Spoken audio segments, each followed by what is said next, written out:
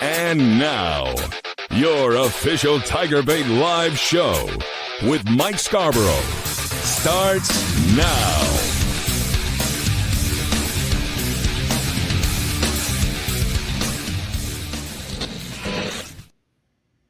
And welcome in to TigerBait Live without Mike Scarborough. Mike Scarborough is, of course, recovering from strep throat, and his voice just was not ready to do the show tonight. So, Mike, buddy, get the evening off.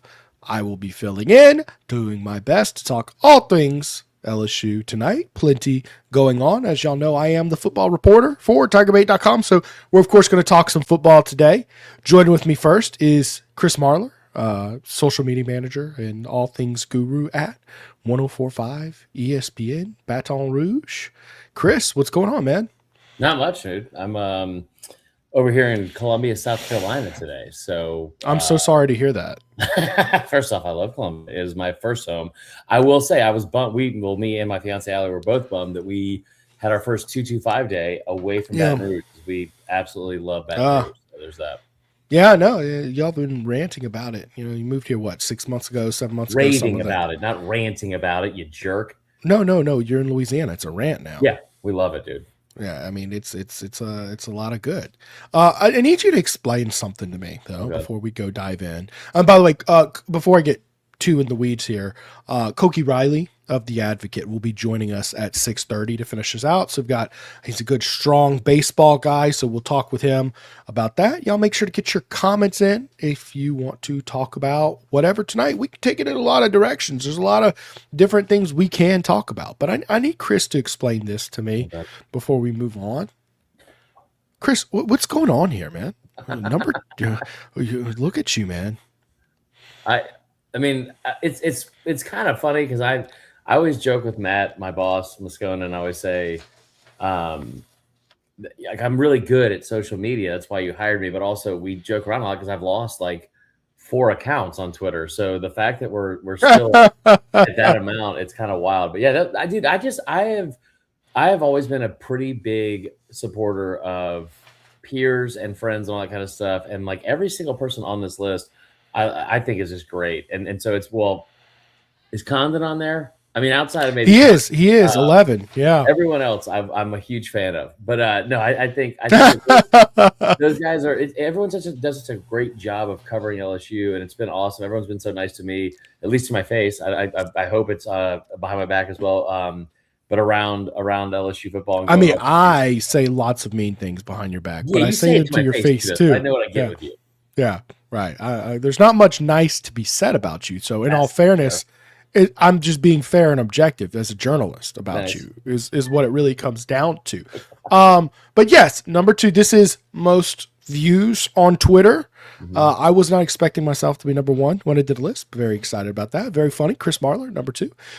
Koki Riley coming in at number 10. He'll be on the show later today. I do want to give a shout out to Zach Nagy, though, my co-host during the season. Brother had not only number 7 there, his average per post is 109,000. That's more than bangers, man. He does nothing but bangers. Yeah. Like literally just banger after banger. My guy, Koki Riley, putting up 109,000 per post. So if you're not following Zach Nagy or really any of these guys, these are all good guys on Twitter. Yeah. Maybe Dick Condon. Maybe I'll not talk about him because he's an acquired taste. Let's put it like that. He's like the kindergarten bully on Twitter. Like he always has to be picking on somebody or saying something. Dude, we work in the same building, and I'm telling you right now, he'll walk by my office all the time. I've been there for 7 or 8 months. I have zero doubt in my mind he has no clue who I am. Every time we pass in like the hallway or anything like that, he's like gives me this look, and I'm like, same guy, still work here. So yeah, he's an interesting cat for sure. No doubt about that. All right, so let's kind of dive into our agenda tonight. I don't want to linger too much on this, but LSU baseball did get its first loss of the season last night, dropping to McNeese 6-7, a game where they found themselves down 7-2. Yeah. They really went with a Johnny Holstaff. I mean, really used a lot of arms. Didn't want to tire the guys out. LSU basketball, I'm not going to waste too much time other than to maybe ask, hey, would you invest in basketball and move past McMahon? Women's basketball looking hot. We'll definitely talk about them. They blew the doors off Missouri. I mean, nice bounce back from that heartbreaker against South Carolina. And softball team starting to bounce back. They had 3 straight losses. They're at 13-4. I think SEC play is going to be a big make or break for Beth Tarina. Chris, what are you drinking? Oh, the local beer. So we're cracking open a cold one for the podcast tonight. It's been a day. All right, man. Hey, look, nobody ever said don't drink and talk sports, right? So, look, man, I'm all for it. Okay, Chris, do midweek games matter? Let's talk about that first and foremost. No. To some extent, but the thing that you want out of midweek games, especially early on in the season, is you want to know who you can rely on to eat up innings during the week, and also which bats you're going to be able to use in key moments. Like I think that this LSU offense and this LSU team is just loaded. Like it is. I am so excited for baseball season because we've seen really good teams in the past from LSU. 2023, obviously 2025, you win the national championship. There's not a Paul Skeens or Dylan Cruz, I think. That's what I was going to say. I don't think it's as top heavy of a roster. No. But neither was last year's. Right. But this lineup it's so deep and it's so good. And it's also the thing is, it's not only they hit 1 through 9, they hit for power 1 through 9. And there's several freshmen that I am just so eager to watch. Like Omar Cerna has quickly become one of my favorite players to watch, even though he's, he hasn't got off to a scorching hot start or anything like that. He struck out in a big moment last night. But a true freshman kid that is built like a tank. Just the ball explodes off his bat. It's absurd. You watch the ball frame to frame off of some of the balls that come off his bat. And he has so much juice and so much bat speed and so much strength and already as an 18-year-old freshman. But the top to bottom, like 1 through 9, listen, last year, I love Michael Braswell to death, but he was a bit of a liability in that lineup where it almost felt like the old days of watching NL baseball, like National League baseball, when the pitcher would hit 9th, because it felt like it was going to be an out most of the time. He was good defensively and provided a lot of things to that team, but it was a little bit of a hole in the lineup. And this year's team so far, and I think it's only the scary part for opposing pitching staffs against this lineup is 1 through 9 is really good, but 10, 11, 12, whoever else you want a piece in there, they can go toe to toe with, I think, even the best, arms in the country. And they are, again, deep. They can all hit, and they can all hit for power as well. I really thought, favorite player on this team for me, that was just done coming in. I mean, you have Stephen Milam and Jake Brown there. I mean, just some really good guys. Yo, this guy York, first baseman, he's inspiring, isn't he? He's awesome. He's built like us. Yeah, I'm about to say he's built like one of us, man. He's kind of guy who makes me think, maybe I could get out there. Yeah, maybe I could be the next York hitting it. I mean, by the way, 4 homers so far. Yeah, for York. I mean, he's having. So I mean, I think he's gonna be a fan favorite just because of just the nature of we love big guy touchdowns, right? We celebrate stuff like that, and we love. It's the reason we love Baby Shaq. We loved just like Charles Barkley. I hate to compare him though from the body type stuff because we're not body shaming at all. But my favorite player for we're body praising. There's more body to be praised. You get what I'm saying? That's very true. The York is awesome. He's awesome to watch. And here's the thing too. He is not just a big body that's going to hit a lot of bombs. He is a very, very talented hitter. The hand-eye coordination is very, very real. Now he does pull a ton of balls. Haven't seen him really go opposite field as much, but also that's how he's being pitched because of the way he's being shaded over on the right side of the field. The exit velo off of his bat, and again, with a lot of the players, just like you could tell the work they put in the offseason. Hands down, as a former baseball player, my favorite player to watch hit is Derek Curiel. I mean, he is. Every time I will tweet. Talk about favorite players coming into the season. I mean, he was good. Oh. I feel like I'll tweet this 100 times this season, but it's just Derek Curiel, professional hitter. I mean, he is so close. Like he's not going to hit 40 bombs. He's not going to I don't think steal 40 bases or anything like that. he is so confident and comfortable with his hands and everything, the way his approach is at the plate. It is so easy to see that his transition, I think, to professional baseball is going to be pretty seamless in terms of, again, he's not a Dylan Cruz, but he is a really super talented hitter that is so comfortable in his approach. It's awesome. You mentioned his exit velocity. Do you know his exit velocity off the top of your head, or were you just saying a Twitter account that yeah, this data metrics and stuff, and it's LSU baseball data or baseball tracker. I mean, Cerna hit like, I don't want to be out of pocket here and say something wrong. I want to say Cerna hit like 118 last week. I know he has routinely hit over 100. They usually only post it if you hit over 100, but like, I mean, everyone, again, top to bottom. York hit 3 balls in one game last weekend that were all over 100. And I think several of them were over 110. I mean, he is. There's, again, it's not just with the long ball. It's that they are punishing the baseball early on so far. Now, I'll ask this, and one of the problems that a lot of people say midweek games don't matter, and in a sense they don't, because it's not your starting pitching, but, I think sometimes it does expose a lack of depth in your bullpen, right? You didn't see great stuff coming. That Marco Paz was who they started on the mound, 1.2 innings. Are you maybe concerned a little bit that the bullpen isn't deep enough to carry LSU, especially, in the tournament format the way it is? So I think the pitching staff as a whole has been a little bit concerning to start. I think it's way too early to panic or anything like that. You just look at the numbers of what they've done so far in comparison to the rest of the SEC. They have the highest ERA of any team in the SEC right now. They have the most strikeouts of any pitching staff as well, but they also have, I think, the most walks with 37. It has been, I mean, I don't say feast or famine because opponents are still hitting 221 against them, which is not bad, but it's also not as low as a lot of other pitching staffs around the league have been so far. Right. My biggest concern is this. Like, I'm not worried as much about the depth of the bullpen because when you get to tournament play, it is very, very important, right? The thing that has jumped out to me the most is what you've been able to ensure that you have at your disposal. Because I think Casey Moore, the Saturday starter, the kid from Kansas they got, he has been lights out so far this year, and he's been a great addition that really might end up being your Friday night starter. The Kason Evans thing has been kind of not, I don't want to, like, I feel like this word is dramatic, but I'm dramatic, so I don't really care. I want to say it's a little bit concerning because, one, I think he's a very talented player that will still have a very, very good season and is still learning how to pitch as a starting pitcher because he came out of the bullpen last year and he was great. His mechanics, me and Hunt Palmer talked about this last week.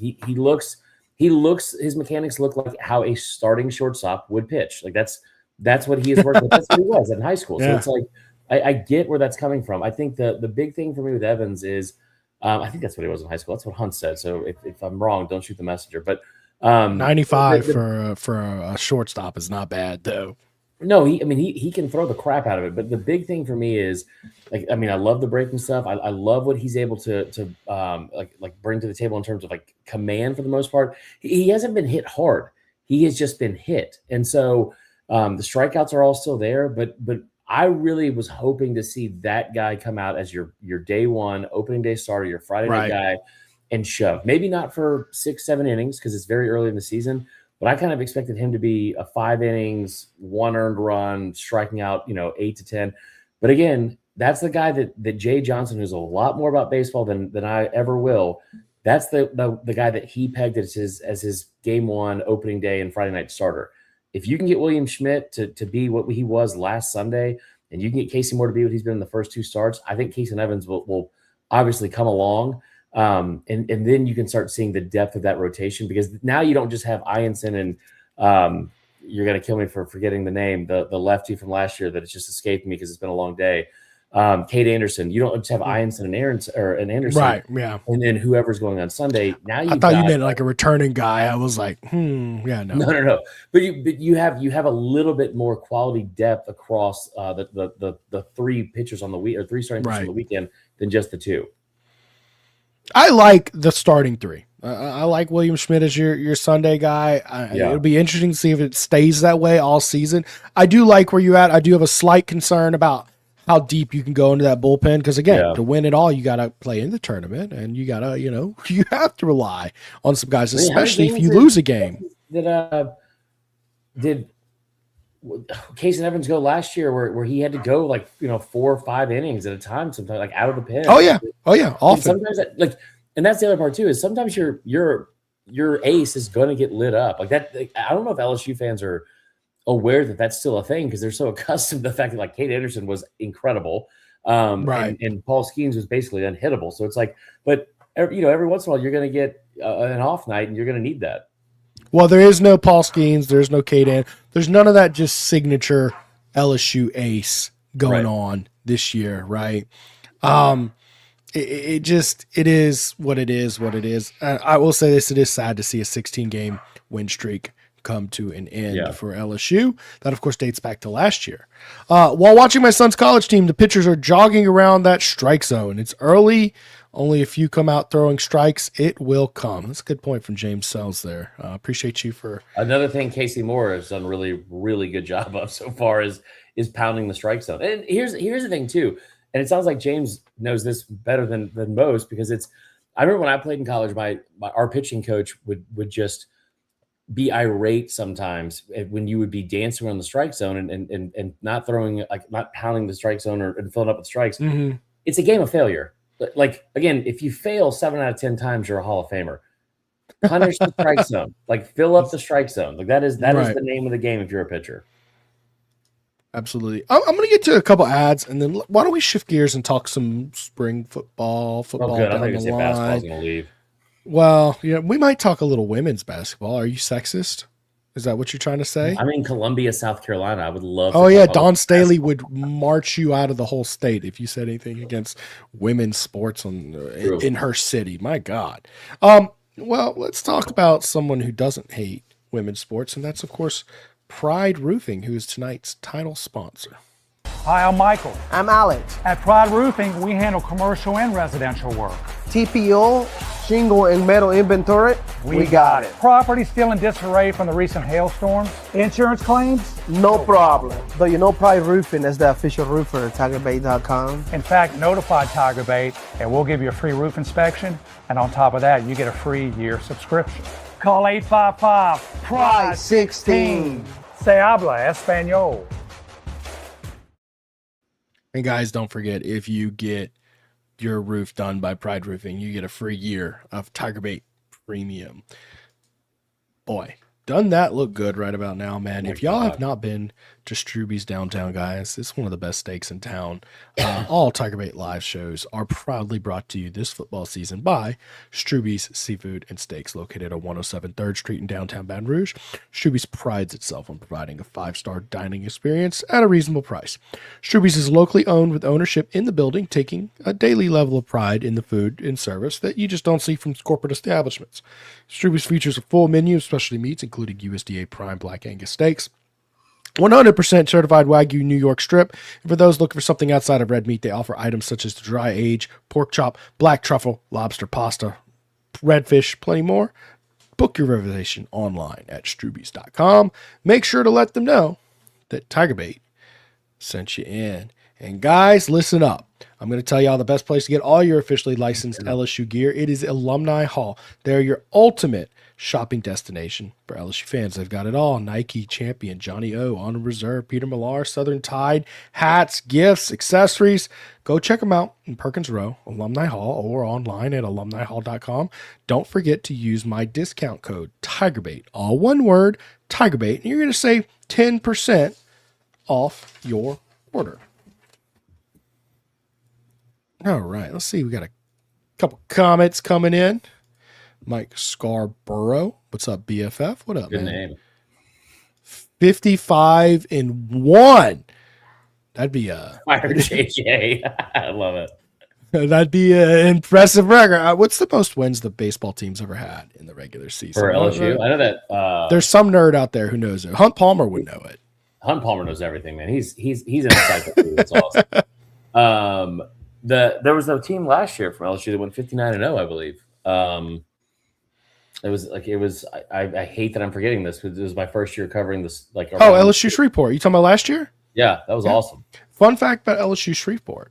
They had the most wins in an undefeated season of any sports team at any level in America in the last 100 years. That tracks. I believe you have to go back to the 1924 Cincinnati, the Reds. It was some, I don't know. Anyways, it was a long time ago. Okay. Yeah. 100 years ago to have more than 59 wins without losing a game in a season. Very, very impressive.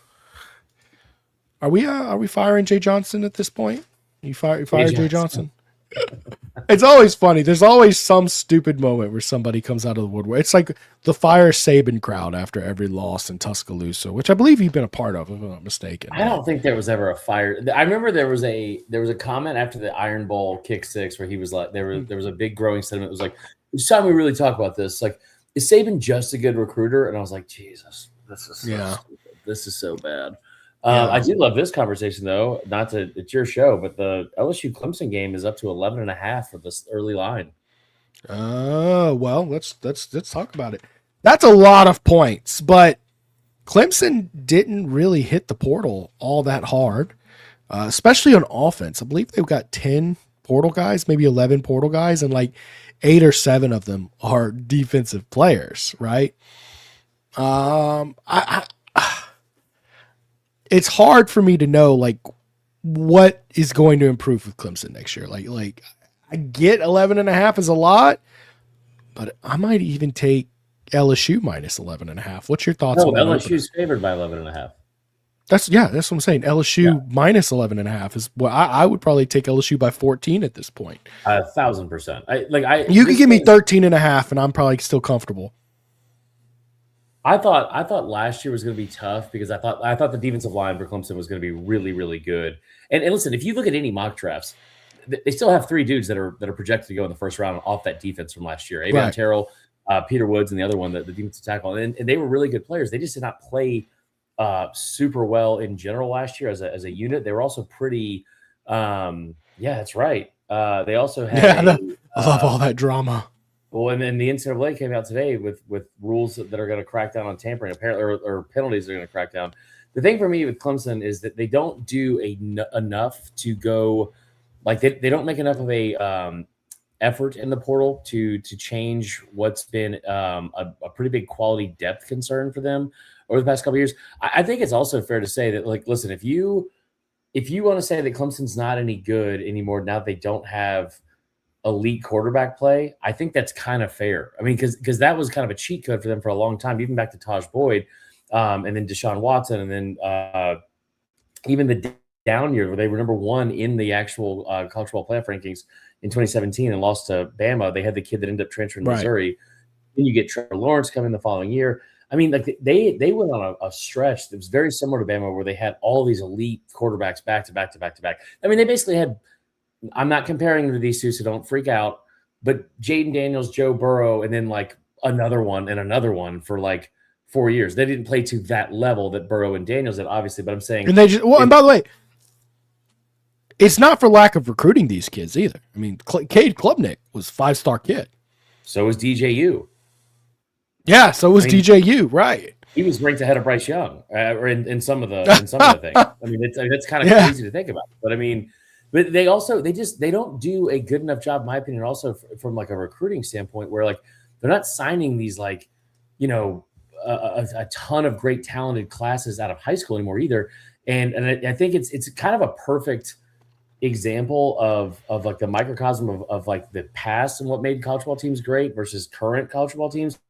And like Lane Kiffin, what LSU are doing, leaning into the portal era and getting these kids from there, and also still having an emphasis on retention, still having an emphasis on high school recruiting. And I honestly think there's probably not a team that did all 3 of those things better when you think of the combination of them than LSU, because the 2 kids they're bringing in off the defensive line alone, Richard Anderson and Lamar Brown, and then you think about the retention. I remember talking to Clark Brooks from On 3, no offense if this is a rival, but he's the one that's in charge of all their portal evals.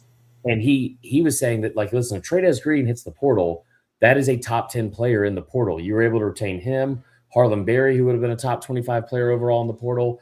And then you, on top of that, you get all of the overwhelming talent that you brought in. I just think that LSU is national championship or bust in year one.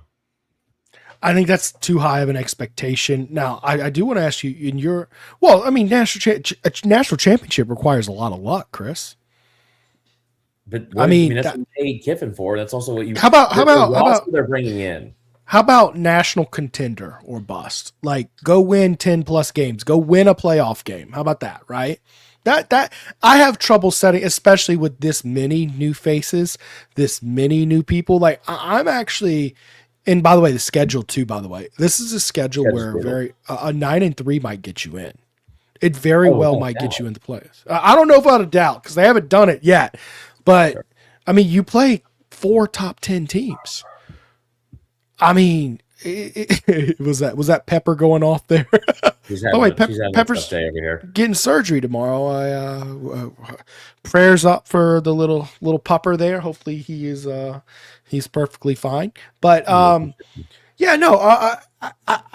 have either going back and forth in my head about 9 or 10 wins, but I think LSU is going to be among like the best teams in the country. I don't let the regular season wins dictate that. I think they're going to be a real contender in the playoffs. I mean, nobody's going to want to see LSU. That's my opinion. All right. I mean, I also think that some of the teams that are their biggest opponents that everyone's talking about, I think are going to take a step back. Like the schedule's brutal.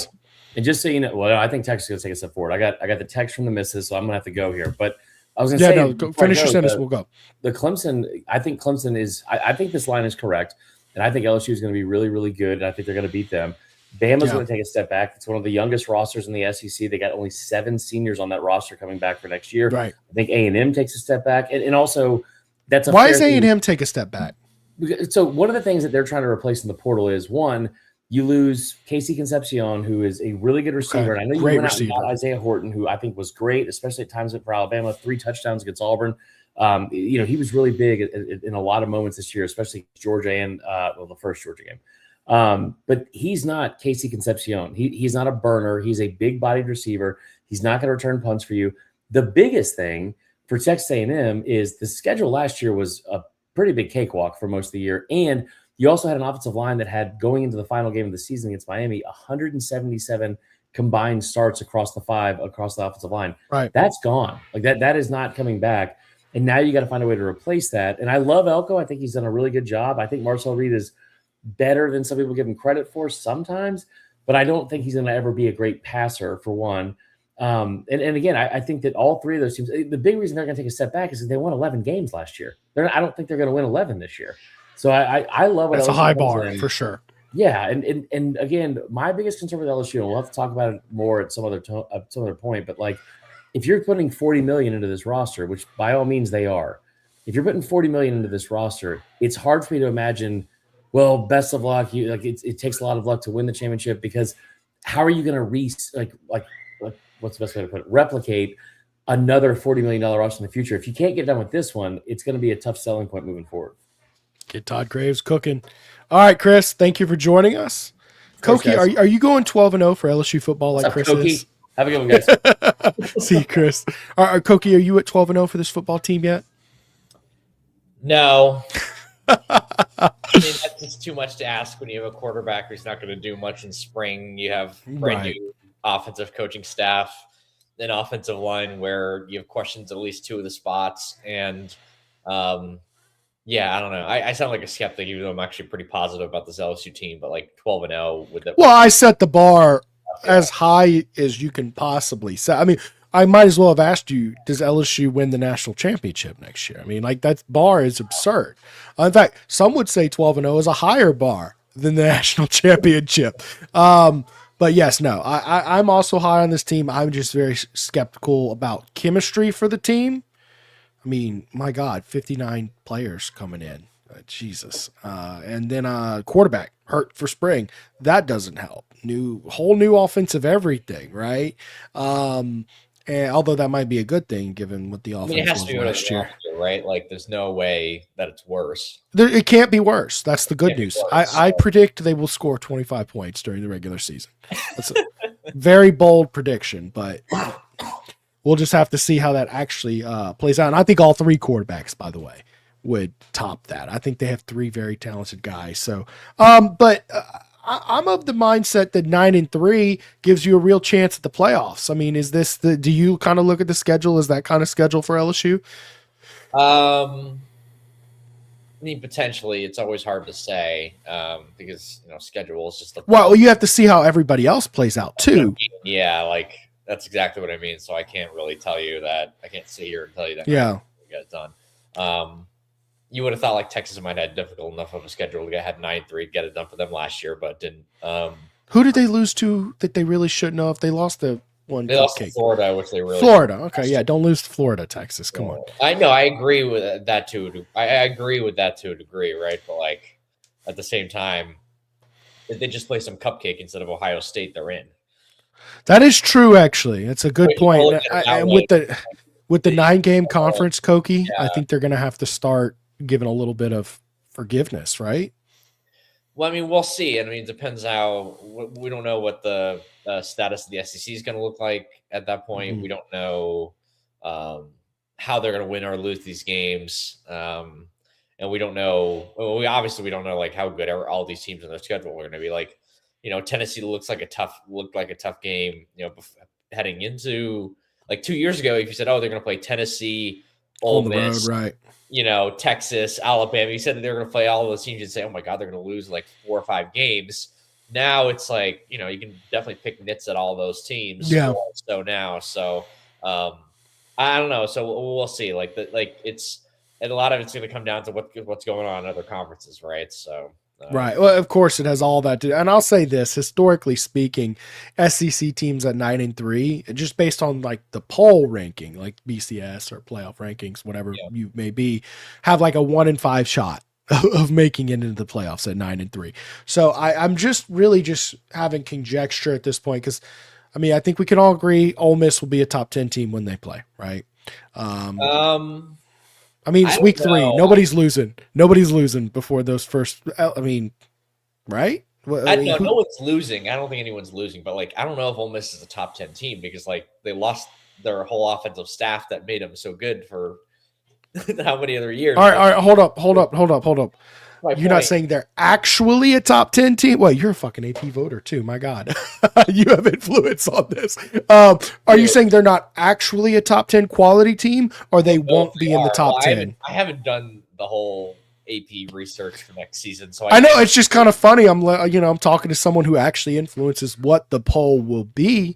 Yeah, but what I'm getting at is 6th of it. Yes.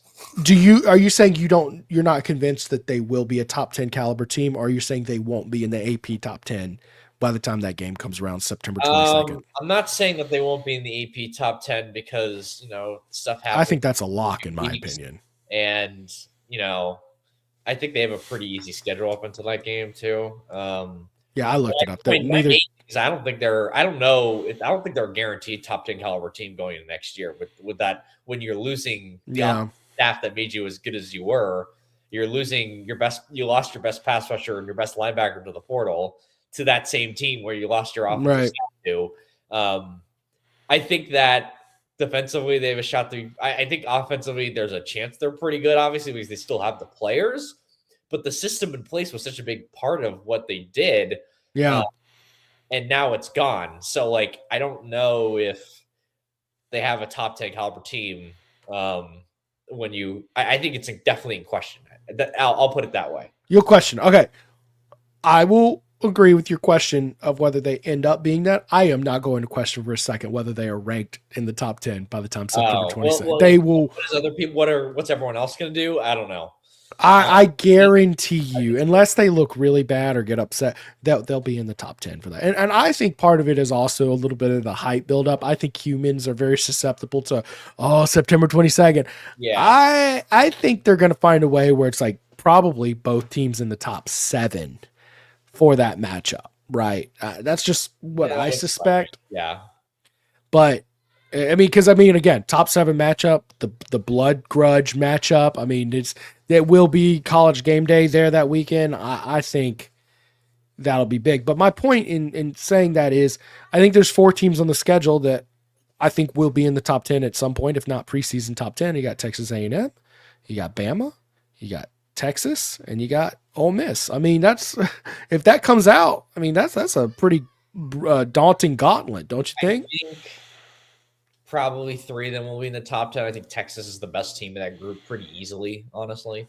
Really? Yeah.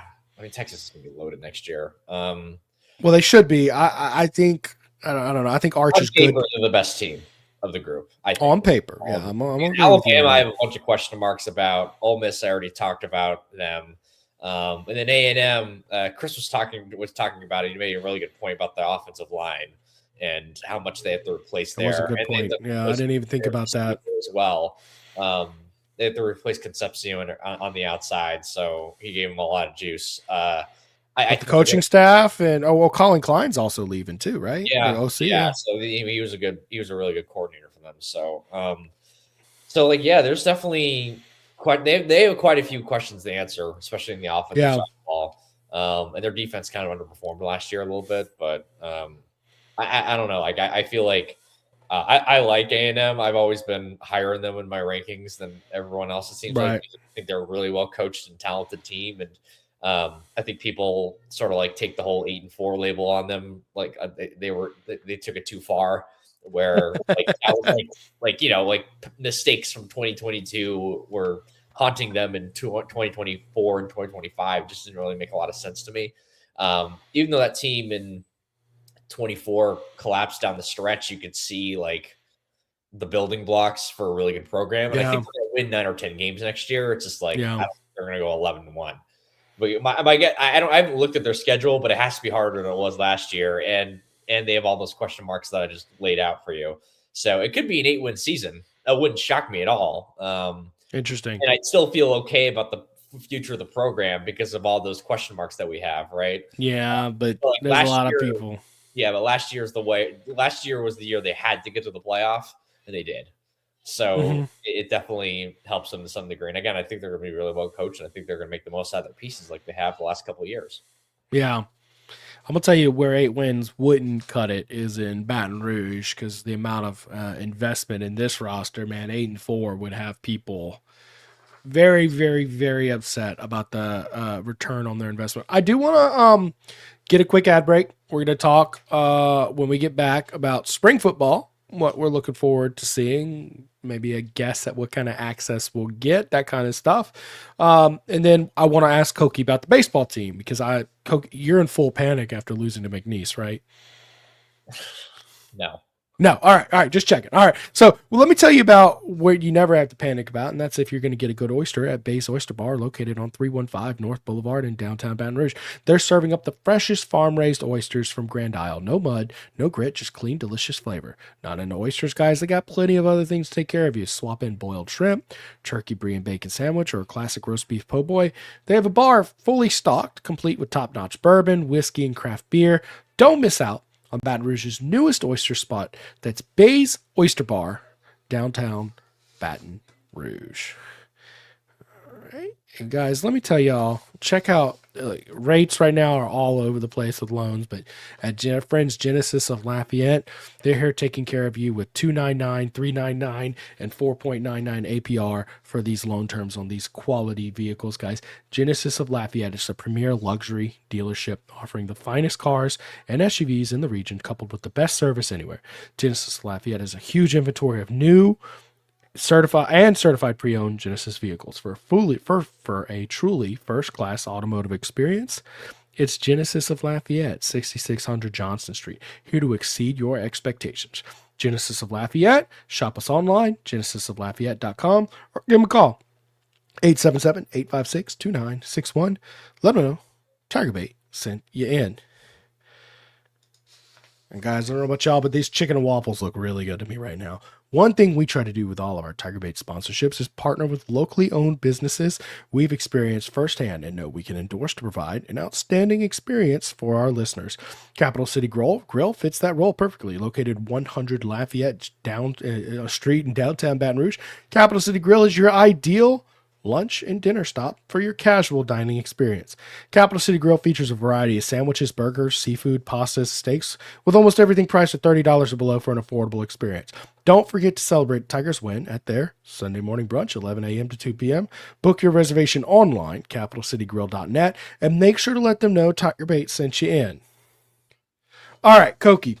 Spring football coming up for LSU. They put out the dates.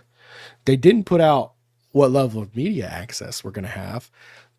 Have you, Wilson, Rabelais, anybody at the Advocate, have y'all pinned down maybe how many practices they're going to let us in to see this year? Have we guessed? Have you guessed? Have you speculated? Have you worked the magical inside sources that y'all always seem to be able to work? We don't. We haven't talked about too much about like how much availability we're actually going to get. Oh, really? We've talked a lot about it. Because of baseball season, I'm not going to go to like sure. So that's part of the reason. But like, I forget that. I've actually texted you a couple times in the middle of like spring practice, assuming you were coming. Yeah. And you're like, dude, what are you talking about? I'm in Auburn for the baseball game. I forget that. Yeah, it's our greatest sport, our national pastime. No. I get it, man. It's your thing, man. You love it. Yeah, you do a great job covering it. I just slips my mind. Yeah, of course. I think there will be one for day one and one at the end, and that's it. Really? Yeah, it's gonna be pretty minimal. Probably the one at the end is gonna be like an open practice. I will say this: I was really sad. It does look like they're gonna do an open practice instead of a spring game. You know, one of the things about spring games, they didn't want to do them last year because there's a spring portal window, and basically all that film they put on for the spring game is then being used to go enter the portal and make more money. So I was hoping no portal you don't window have to anymore, but at the same time, it's like, I don't know, what's the point of a game? Right. Yeah. It makes me happy. That's what. It's tackle football, except for it's in April, and that's amazing. And I don't care if it doesn't count. I wish for spring football they would let you go play another football team. Just do a scrimmage against Southern. Yeah, Miss. I wish they do that too. They did that too, and I think the coaches want that, but it just hasn't quite. Right. Yeah, hasn't panned out, and it would make money. That's the other thing. You need more money more than ever, even if it isn't a ton. You'd make a couple $100,000 off it. You could televise it, maybe a couple million come in from that. But it seems like they just aren't super into that. I don't know. NCAA is against it for whatever reason, but in all fairness, the NCAA does have bigger problems. What are you going to be looking for, out of the football team from spring camp? Is there anything you're going to be watching for? I know you're not going to be able to make it a ton with baseball, but I mean, depth chart at any positions, anything of that sort? How much is Levitt going to play? What's he going to do? What does he look like when he's out there? Yeah, I kind of agree with you on all that. Very limited. Yeah. Yeah. Just based on your facial expressions. What is the offensive line going to look like? Can they rely on Baye? Is Seton showing, is Seton as dominant as they? Is he a plug and play first round left tackle? Right? Yeah. And then he obviously, what you got at center, but like, what's the right side going to look like? I guess if Baze doesn't give me a right guard, then what's the left guard and right tackle going to look like? I think Baze is a safe bet for your left guard, right? I think. Or a right guard. I think he mostly played right at Maryland. Yeah. I'm projecting left just based off of he'll probably be your best guard outside. And then, you put Seton and your best guard together. That's my guess, but. Yeah, but I guess like when you listen to football experts and offensive line experts, like I'm talking like really in the weeds nerds, mostly on the NFL side, but they still say it's like you can hide one offensive lineman. It's easier to do that, but it's very hard to hide two because that's a good point. It's a cascading effect. So they need to find one other good offensive lineman on this team, assuming that the other three guys are solid. And I think they have one. I think two of them are definitely solid. I think one of them is probably going to be solid, Bob being the probably.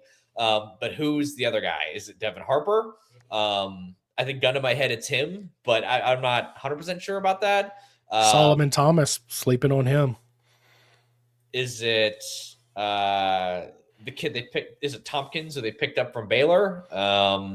Is it Weston Davis? Does he take a massive step forward and he's a right tackle? I mean, Eric Wolford wanted to keep him, so that means for a reason. So it's not one staff, but two staffs wanted to keep this guy around. So that means they're seeing something that we don't. And because he does, I mean, say what you want about his performance last year, which obviously was poor, but he has all the measurables you want for a tackle. Yeah. Not just in college, but probably in the NFL as well. He was a 5-star kid too. I mean, I will say this. I was going to go specifically I'm looking more so than any other position group, right tackle. Yeah. Who is your right tackle? Because if it's Weston Davis, I'm very concerned. I mean, that would have to be a tremendous improvement. I'll say this, though. You can also do a lot of quick game to try to help hide the offensive line. Ideally, you don't have to do that. And the offensive line is serviceable. You know, you like, get what I'm that's saying. the problem. Like, you can't do that really against A&M either. You can't do it against, I mean, name your SEC team. You're not going to be able to do it against at least half of them. I think so. Like, that's the SEC is too tough, and like you can maybe get away with it in a couple of those games, but you want to like make you might be able to sneak into the playoff doing that, but you can't make any noise in the playoff like that. And this team has spent so much money on the roster, and the expectations have gotten so high, arguably too high, to the point where if the offensive line isn't good, then it's going to tank whatever those expectations are. I think, unless your expectations are much lower for this team. And I don't think that's going to be the case because it's Lane Kiffin and it's the money that they spent and it's all that sort of stuff. So let's put it like this: going into spring, adjusting for this schedule, I'm at like 9 or 10 wins. 9 or 10 wins. Yeah, that's kind of where I'm at as well. I mean, there's an argument that the schedule isn't as hard as it looks with all the brand names that are in there. Like Clemson, I think they should beat Clemson pretty easily. If they lose to Clemson, then did you see minus 11.5 for that game? Yeah, it's about right though, honestly. I get it, but it's just for an opener. It's a first-year quarterback. It's replacing like the whole defensive line. It's including one of their starters who went to LSU is filing green. It's not good over there right now. So like anyway, like you look at that game, you feel pretty good about them going in that game. I do too. You feel better about the Tennessee game this year than you have maybe in the last couple because of Tennessee's weird quarterback situation. Well, he's going to the NFL, right? I don't know for sure. I need to double check that. Last I heard, his court order, whatever, was denied, and he's preparing to go to the NFL draft. It doesn't mean that he's going to it doesn't mean he's not going to appeal again and again and again until it gets the Supreme. I mean, look at Baye. Look at that situation. My God. Yeah. So it's a mess, but so you got that. You have the A&M game, which is going to be interesting. That's also on the road. That's the road game where you're probably most likely to lose. Either that or Ole Miss, because the Ole Miss game is, I mean, that's kind of beyond like players on the field, right? That's like, I imagine Lane Kiffin will pull out every trick up his sleeve. There's not a single game he's probably ever wanted to win more in his career. So that game is a whole other can of worms. And then you have Texas and Alabama at home back-to-back weeks. Tough. Fascinating. So fascinating. Yeah. What a word. That's something. I'll tell you what. It is something. Let's shift gears a little bit and talk a little bit baseball here. America's pastime. So LSU rolls out with Marco Paz on the mound yesterday. Did not have a great start. Only pitched 1.2 innings, and really went to a lot of arms yesterday against McNeese in a loss. What's up? 10 pitchers. 10. Oh my God! I just saw a lot of them. I didn't count them. Are you concerned about LSU's depth pitching wise? No. And they did close out strong, in all fairness. Yeah, but like there's a lot of reasons for that. I mean, one, like their struggles in this game was the weakness of the staff. It has been the weakness of the staff for a few years running now, and it's part of how they put together their rosters every single year, where they get a lot of guys with a lot of strikeout stuff. I mean, this is a team that has led the country in strikeouts the last 2 years. It helped them win the national championship last season. But there were also outings last year, and honestly, plenty of examples where you could look at and say, "Oh wow, they walked how many guys in this game, and they hit how many batters in this game." And like that last year, there's a Northwestern State game where they got run ruled and lost. So like it's baseball. It can happen. This is not football where one game and it's the end of the world, right?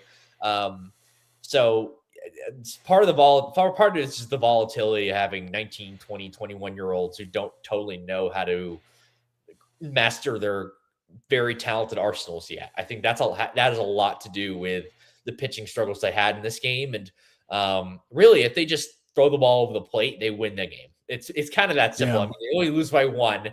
And McNeese scored 7 runs on 5 hits.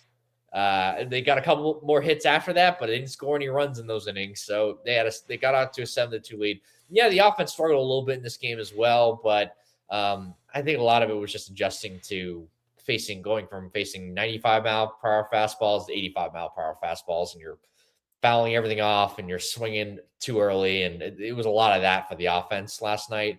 But like, that's not something you're going to be concerned about too much when you get to like SEC play, right? Like the games that really matter for this team. So again, like this loss is going to help them. All these games do count towards your RPI and your NCAA tournament resume.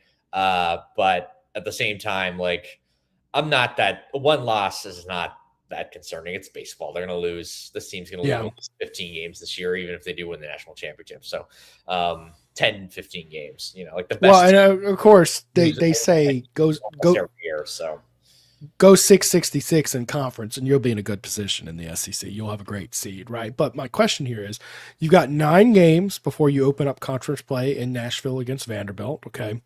Not exactly, a who's who of college baseball coming. Dartmouth, Northeastern, UL Lafayette, Sacramento State, and Creighton.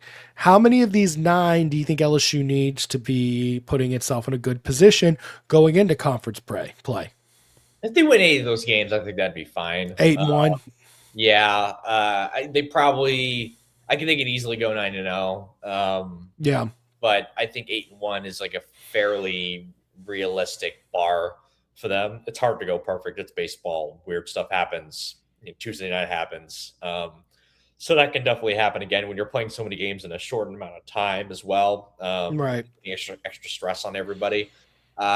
So like you can definitely see a slip up in one of those games, but Preston, you're kind of right that like they're not facing that tough of a non-conference schedule because part of it because they don't really need to, because you're playing such a tough conference schedule and you're facing ranked team after ranked team every week in the SEC. Granted, they're not playing Texas and Arkansas this year. That's pretty big. I think Texas and Arkansas are probably the 2 other best teams in the conference. But they're not getting Missouri this year. So South Carolina is really the only week where you look at and they're like, you have to win 2 out of 3 or else it's a problem. But you don't play Texas and Arkansas during the regular season, so you dodge both of those, right? Yeah. But I'm just saying with South Carolina, they got to win 2 out of 3 at least. Sure. So because that's a team that you should be beating pretty easily. But other than that, I mean, everyone else can beat you. Like they're good enough to beat you, right? Or another. Even the teams that aren't necessarily ranked right now, like in Alabama. Like Alabama's not ranked. They're not this perfect team, but they also have a guy who might be the number 1 pick in the draft.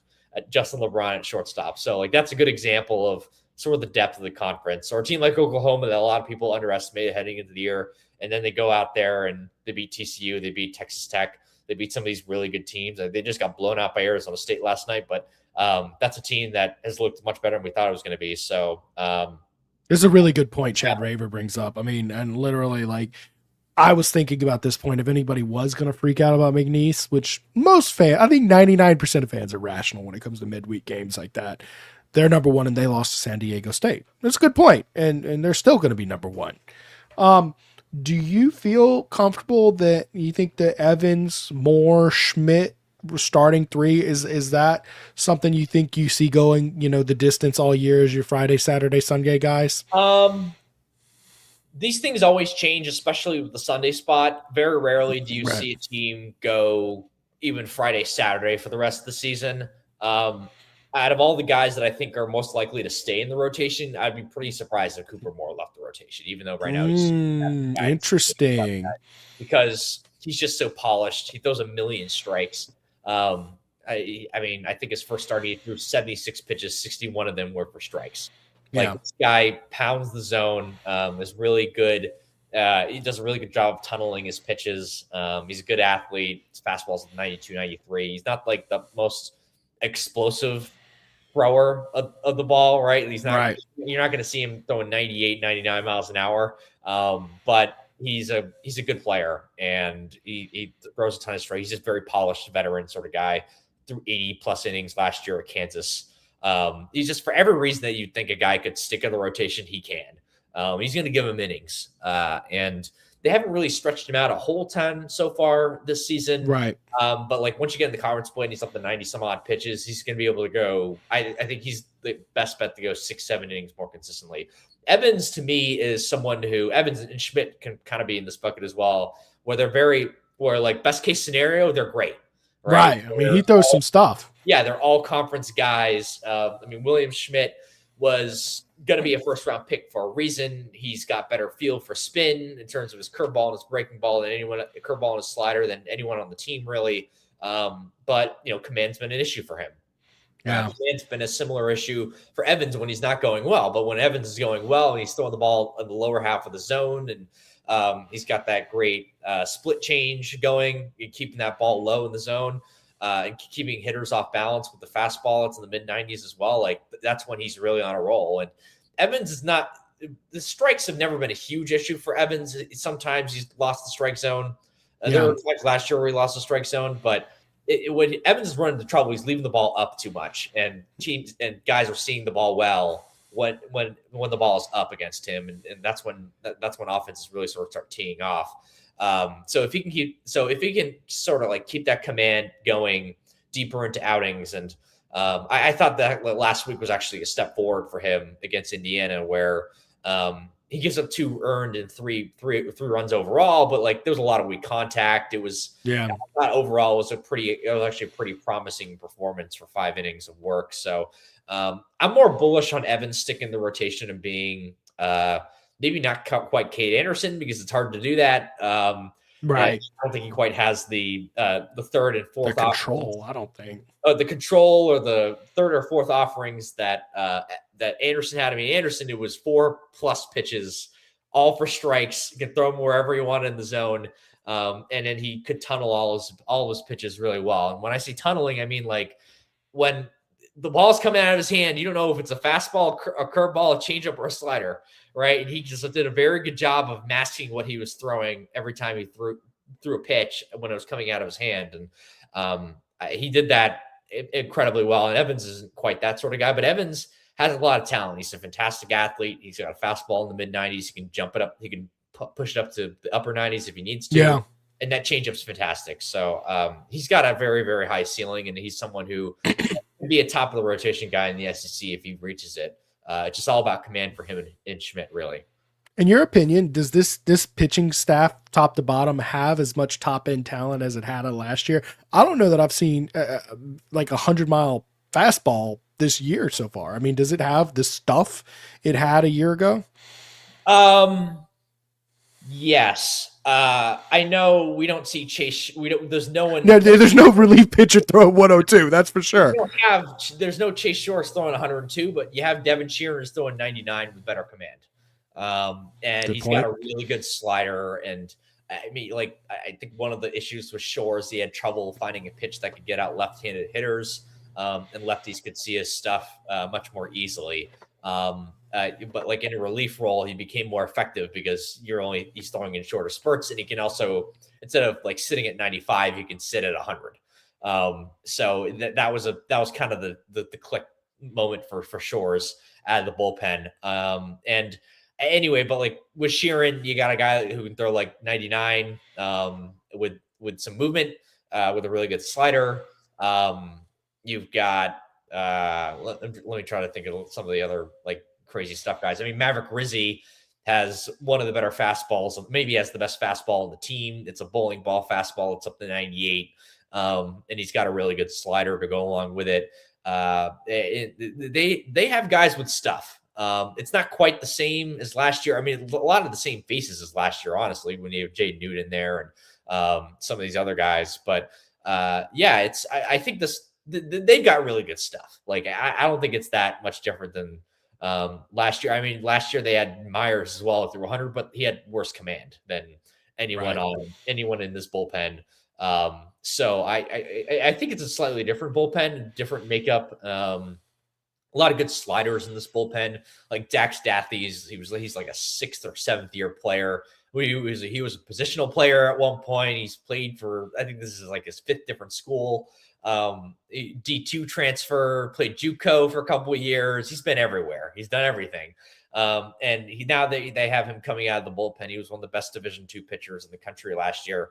Now they have him coming out of the bullpen. He's got a cutter and a slider that's really good. When he's on, he can be an effective piece against right-handed hitters. So they have a lot of different options, and I think this bullpen is actually pretty deep.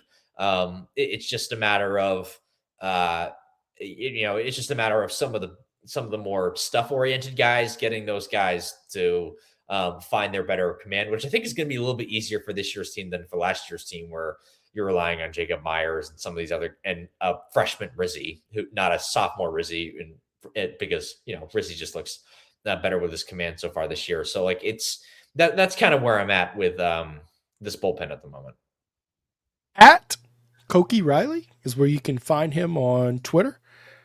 Of course, he was in our top 10 LSU media people for impressions last 365 days. Did that catch you off guard? Were you surprised by that at all?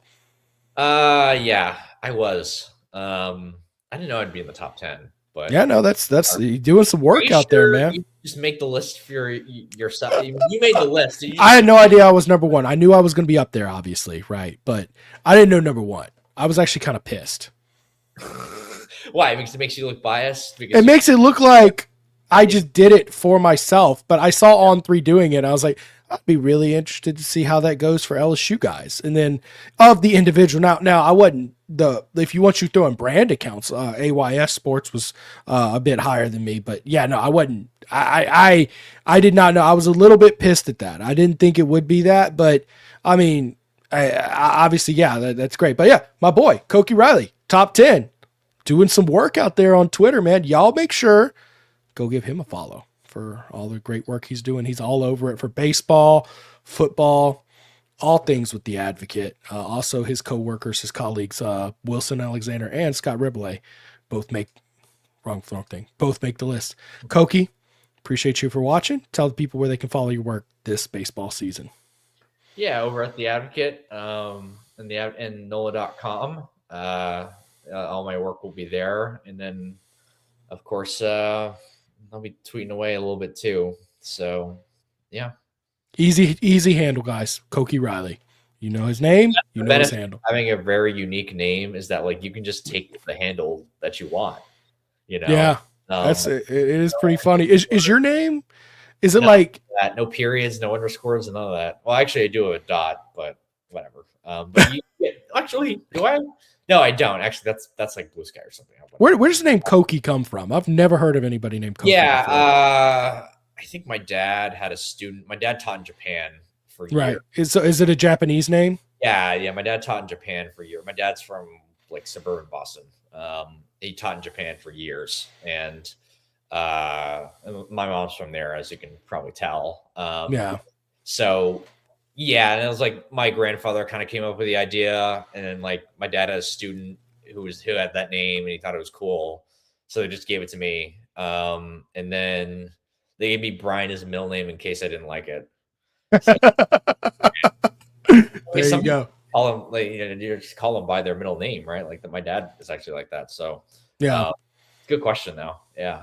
Well, Preston is my middle name, so that's how that. Oh, there you go. See, there we go. Yeah. We'll keep the first one a secret, though. We'll keep that one off the radar. Koki, thank you for joining us tonight, guys. Y'all have a great night, everybody watching. Y'all make sure to like the channel, subscribe it. Appreciate y'all watching. Mike and Buddy will be back. Of course, Mike had strep throat, couldn't do it with his voice out, so I had to fill in last second tonight, but I appreciate it. It's fun getting to talk other sports other than football with y'all. I appreciate everybody. Y'all have a great night.